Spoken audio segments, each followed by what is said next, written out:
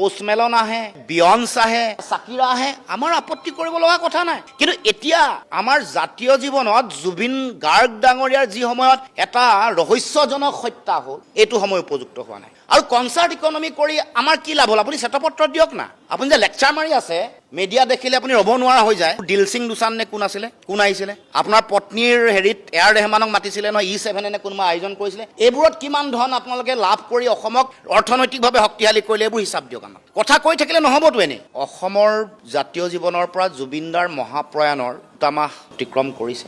জুবিনদাৰ মৃত্যুৰ পিছত সমগ্ৰ ৰাজ্যবাসী যেতিয়া শোকত দগ্ধ, শোকস্তব্ধ ৰাজ্য, অসমৰ সমাজ জীৱনত সাংস্কৃতিক, সামাজিক, বৌদ্ধিক যিটো বিশাল শূন্যতা, সেই শূন্যতাৰ মাজত আমি চৰকাৰলৈ আহ্বান জনাইছিলোঁ যে অন্তত জুবিন গাৰ্গ ডাঙৰীয়াৰ মৃত্যু, মুখ্যমন্ত্ৰীৰ ভাষাত হত্যা, বাৰে বাৰে দোহাৰিছে হত্যাৰ লগত জড়িত হৈ থকা মানুহ সকলোকে বিচাৰি যেতিয়ালৈকে নুলিয়ায়, যেতিয়ালৈকে চিনাক্তকৰণ নহয়, যেতিয়ালৈকে শাস্তি নহয়, তেতিয়ালৈকে এনেকুৱা ধৰণৰ বিশাল বিনোদনধৰ্মী যিবোৰ কাৰ্যসূচী আছে, পোষ্ট মেলনকে ধৰি সকলো কাৰ্যসূচী বন্ধ কৰি ৰাখিব লাগে।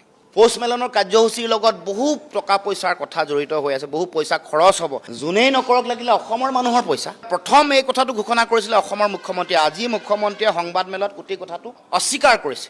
অসমত পোষ্ট মেলনৰ কাৰ্যসূচী হ'ব বুলি ঢাক ঢোলেৰে কোৱা, বহু শ কোটি টকা খৰচ হ'ব বুলি কোৱা মানুহজন অসমৰ মুখ্যমন্ত্ৰী।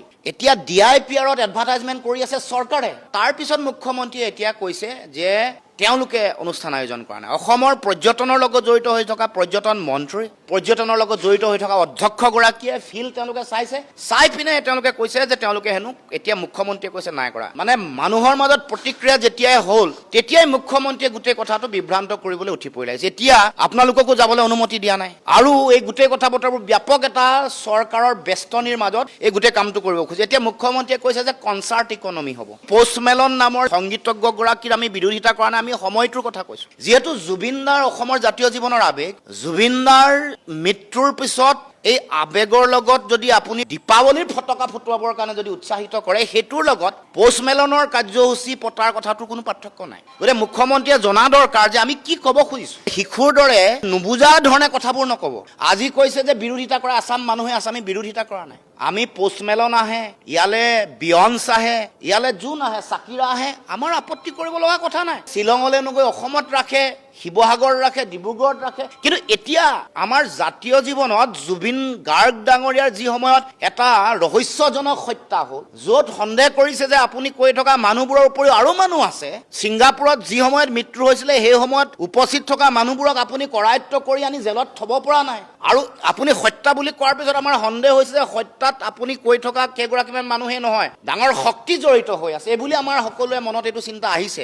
ডাঙৰ শক্তি জড়িত হৈ আছে, ডাঙৰ মানুহ জড়িত হৈ আছে। হত্যা যদি হয়, এইটো এটা ডাঙৰ ইয়াৰ এটা ৰহস্য থাকিব আৰু কাৰোবাৰ লক্ষ্য থাকিব এনেকুৱা এটা হত্যা কৰিবলৈ। গতিকে মুখ্যমন্ত্ৰী এইবোৰ কথা নজনোৱাকে, এইবোৰ কথাৰ এটা পুংখানুপুংখভাৱে বিচাৰ কৰি ইয়াৰ যেতিয়ালৈকে এটা আমি গম পোৱা নাই অসমৰ ৰাইজে, তেতিয়ালৈকেহে আমি পোষ্ট মেলনৰ কাৰ্যসূচী বন্ধ কৰিবলৈ কৈছিলোঁ। আৰু পোষ্ট মেলনৰ কাৰ্যসূচী বন্ধ কৰি জুবিন গাৰ্গ ডাঙৰীয়াৰ নামত সংগীত বিশ্ববিদ্যালয় পাতি যাতে দায়িত্ব পালন কৰে অসমৰ সাংস্কৃতিক জগত। কাৰণ অসমৰ সাংস্কৃতিক জগতৰ শিল্পীসকলে বলিউড দপদপাই আছে, দখল কৰি আছে। আমাৰ সংগীত শিল্পী, আমাৰ যিসকল ছাউণ্ড ইঞ্জিনিয়াৰ, যিমানবোৰ টেকনিকেল মানুহ আছে, তেওঁলোক নহ'লে মুম্বাই পেৰালাইজ হ'ব বুলি মই কোৱা নাই, চানু কুমাৰ ভট্টাচাৰ্য কুমাৰ চানুৱে কৈছে। গতিকে সেই প্ৰতিভা থকা অসমৰ কাৰণে সংগীত বিশ্ববিদ্যালয় এখন দিব লাগিছিলে।